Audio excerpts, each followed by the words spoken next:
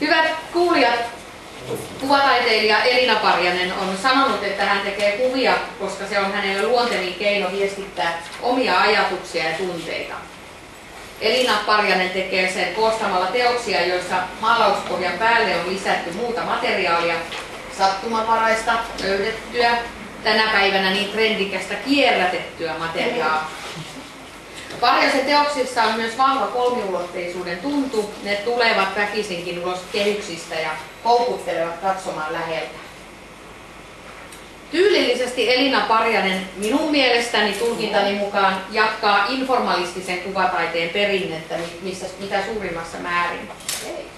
Informalismi, art informel, eli ei-muodollinen taide ilman selkeää muotoa, on abstraktin taiteen suuntaus, joka syntyi 1950-luvulla Keski-Euroopassa ja yleistyi 60-luvulla myös Suomessa.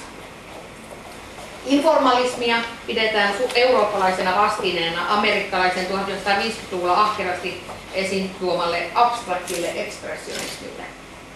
Suomessa informalismi on näkynyt lähinnä maalauksissa ja veistoksissa. No, jatkan tätä informalismia, mistä nyt aloitin. Informalistinen taidesuuntaus korostaa taiteilijan spontaaneja emootioita eli tunteita.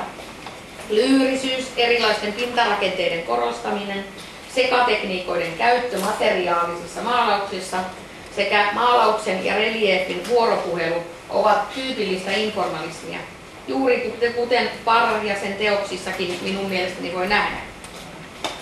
Siveltimenvetojen spontaanisuus, maalien valutukset, tahrat, kalligrafiset kirjoitukset, ne kuuluvat myös suuntaukseen, myös fyysiset ilmaukset. Odottamattomuuden ja outouden tunnelmia on pidetty suuntaukselle tyypillisenä. Niin. Koska informalismi kiinnittää katsojan huomion teoksen pintaan, teoksen ja katsojan suhteesta tulee äärimmäisen intiimi. No, tämä informalismi, vielä jatkaa muutama sana siitä, niin nousi kansainväliseen tietoisuuteen Venetsian biennaleissa 58 ja 60. Ja Suomeen se levisi ihan täysmittaisesti vuoden 1961 Ars-näyttelystä. Informalismi levisi sen jälkeen Suomen laajalti, jossa sen edustajia ovat olleet muun muassa meille tuttuja Ahti Lavonen, tamperelainen Kimmo Kaivanto, Reidar Särestöniemi Lapissa, vastikään menehtynyt Laila Pullinen, Esko Tirronen ja Jaakko Sieränen. Ja nyt tähän päivään jonon jatkoksi minä laittaisin ja nimeäisin mielellään myös Elina Parjasen. Menee helppo.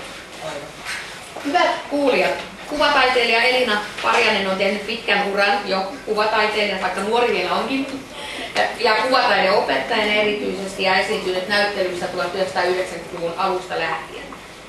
Tällä vuosituhannella hän on lisäksi viettänyt jaksoja erilaisissa kotimaisissa ja ulkomaisissa taiteilijaresidensseissä ja työskennellyt taidekeskus Kurnun näyttelypäällikkönä.